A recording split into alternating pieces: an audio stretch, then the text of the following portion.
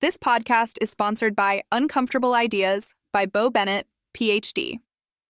Challenge your beliefs and embrace the uncomfortable.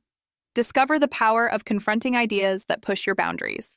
Get the book or enroll in the online course today at uncomfortable-ideas.com. Collective responsibility and the ethics of group accountability. Exploring the ethics of holding groups accountable for individual actions and why embracing discomfort leads to deeper understanding of responsibility. Collective responsibility: should groups be held accountable for individuals? So here's something that's been on my mind lately, the whole idea of collective responsibility. You know, when a group gets blamed or praised for what just one or a few people did.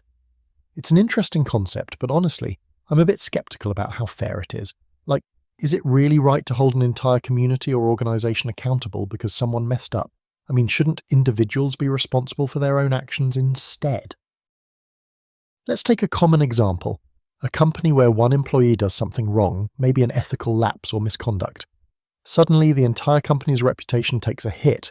But is that really fair to every other person on the team who had nothing to do with it? I'm not saying companies, groups, or communities shouldn't address those problems, but sweeping blame over everyone seems a bit off to me. And then there's the flip side. What about when a group does something heroic or good? Should every member share the credit just because they're part of that group?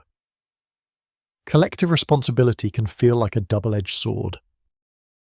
Of course, there's an argument that groups create the environment where individuals act, so in a way the group shares some responsibility. That's where it gets tricky and way more philosophical.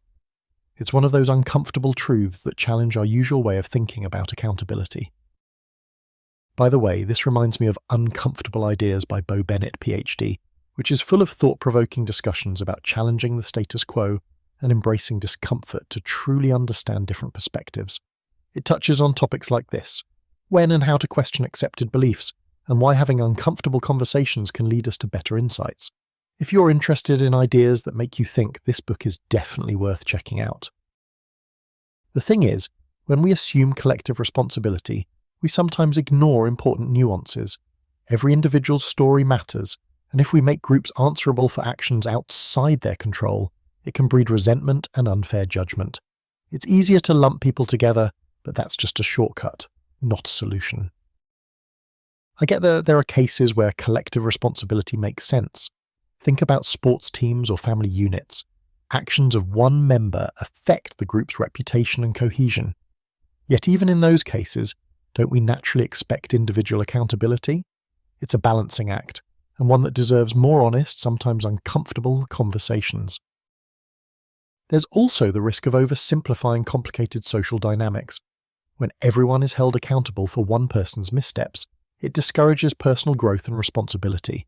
Instead of encouraging individuals to own up and make things right, it can encourage blaming the group or deflecting responsibility.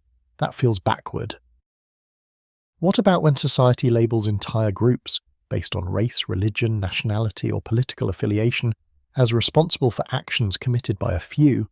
That's definitely one of the most toxic forms of collective responsibility. It closes minds, fuels division, and stops us from understanding different perspectives. Pretty harmful stuff. All of this makes me think that embracing discomfort, not the discomfort of blame, but the discomfort of questioning our assumptions, is a necessary step toward a more just way of thinking about responsibility. It's not about excusing bad behavior or refusing accountability, but about asking how to fairly balance the scales. Anyway, if you're curious to explore these ideas further, I highly recommend the book Uncomfortable Ideas by Bo Bennett, PhD. It's a great resource for anyone interested in challenging the status quo and thinking critically about ethical dilemmas, even when the topics get a little offensive or tough to confront. Go ahead, explore the book now. It might just shift to how you think about accountability and responsibility in a group setting.